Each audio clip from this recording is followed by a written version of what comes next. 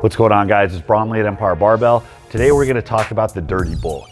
You see a lot of videos on YouTube about this powerlifter, this strongman, this bodybuilder eating 10, 15, 20,000 calories a day, and then it follows them around and shows them stuffing their face with like the worst possible. When that type of eating is appropriate and who it applies to, and when it absolutely is not appropriate, because that tends to give the wrong idea about what the average trainee, what the average Joe should be doing to grow long-term in a sustainable way.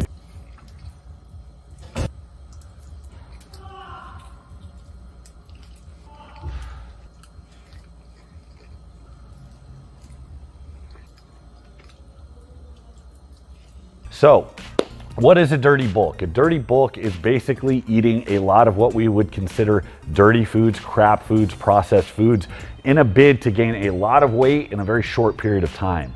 Now, the reason that people do dirty bulks is because it's faster. It's kind of a shortcut. We think of clean foods, clean foods being low calorie dense foods as chicken, rice, broccoli, lean meats, things that take up a lot of space but aren't very calorie dense. Now the thing is with those foods, if you have to eat a lot of calories, it's hard to eat a lot of it. It's the reason bodybuilders have to live out of Tupperware and eat 8 to 10 times a day. On top of that, there's the factor of insulin. Processed foods are preferable in a dirty bulk because the higher your insulin levels are, the more muscle growth you're gonna get. Insulin's actually more anabolic than testosterone is. A lot of people don't know that. You eat a lot of sugar, your blood sugar climbs up, that sugar has to go somewhere, it gets driven into the surrounding cells. That's what insulin does. It spikes up, it drops your blood sugar back down. The downside of insulin is that it also includes fat cells, so it's generally a pretty good way to screw yourself if you abuse it long term. It can also wreak havoc on your pancreas, on your insulin sensitivity.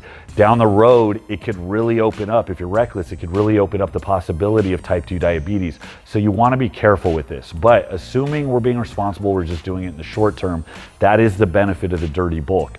Now, there have been a lot of recommendations in the past as to the best way to run a dirty bulk. Dave Tate gave the J.M. Blakely bulk, which is pretty famous at this point. Morning, 3 McDonald's sandwiches, each one with mayo and a hash brown stuffed in it. Lunch is 2 orders of Chinese food.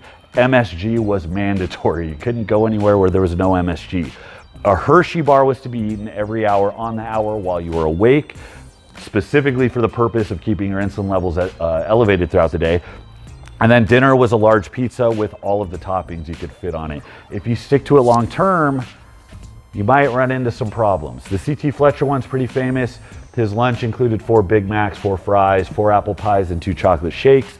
Now, down the road, you see these guys as they have problems later in life. C.T. Fletcher did this for decades. All right, short term, it may not be a problem. Long term, yes, it's gonna lead to health problems. The GOMAD approach is pretty famous. Just drinking a gallon of milk a day. It's in essence the same effect. Milk is a very good nutrition source for lifters because it is one of the very few foods that has fats, proteins, and carbohydrates in it all together all at once. And because it's a liquid, you can stuff more down a lot faster. So the GOMAD diet for a long time was kind of the hard gainers go-to when they had trouble putting on size and eating enough. And actually that led me to the Super Squats book, and it was all milk-based. 4 cups whole milk, 2 cups powdered milk, brewer's yeast, which kind of has a peanutty taste, banana, along with ice cream with some lecithin and wheat germ oil. Now, I'm not gonna lie, I ran through that shake when I was a teenager in a bid to get super jacked super fast. I was pushing carts at a grocery store at the time. I shit my pants. I am not lactose intolerant. I drink a ton of milk and milk-based products. I've done GOMAD before without a problem. That was lactose overload, and it was probably a byproduct of all the sugar and protein that was present in your system all at once. But that one's a little difficult. For as long as people have been lifting, they've realized that if you can reach a certain level of calorie intake, you will grow. By saying this doesn't apply to the average lifter, hard gainers are the big ones. Guys that have ultra fast metabolism, guys that eat a ton and have trouble gaining weight, guys that hit plateaus very fast, where they seem to be training hard, they have trouble recovering, and they have trouble just physically stuffing in enough food. The other person that's going to fall into this category is going to be the competitor who's hit a plateau. Dave Tate is a good example of somebody who would follow this because he was already a very large powerlifter and he wanted to get bigger. He wanted to go into that freak realm where he was over 300 pounds and bloated and cared more about setting a PR than, let's say, his health in general. So take it with a grain of salt, because if you're a recreational lifter, if you're just trying to get over 200 pounds of body weight, these recommendations are not necessary. Making sure they're eating enough of good foods and training very hard and intelligently. When it comes to being frustrated by slow weight gain, you have to understand that muscle growth is not linear. If you move yourself into a calorie, yeah, the weight loss is very smooth and predictable. Muscle growth is not the same at all. It doesn't matter how many calories you guys are taking in. If you are not stimulating muscle growth with your training, if you're not giving your body a reason to adapt, you're not going to gain muscle. So you're just going to store more and more body fat.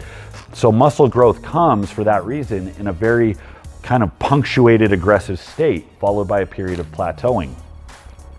If you're following a training protocol and it's a novel stimulus for your body, and your body adapts by growing muscle tissue, that means that that same stimulus you're doing is no longer going to cause further adaptation, because you're adapted to it already. You have to re-stimulate that growth, and that's why we periodize our workouts. That's why we add variety. That's why we have progressive overload. That's why we do all these things that continue muscle growth.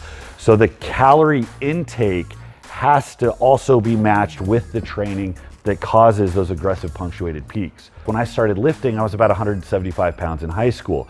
As I started competing, the upper limit of the middleweight category was 231. So even when I was 200 pounds, I realized I was too small. I had to keep gaining weight. I remember the first time I weighed in at 225 pounds, I felt like shit. Okay, my face was puffy. I didn't feel comfortable in my own skin. It was uncomfortable.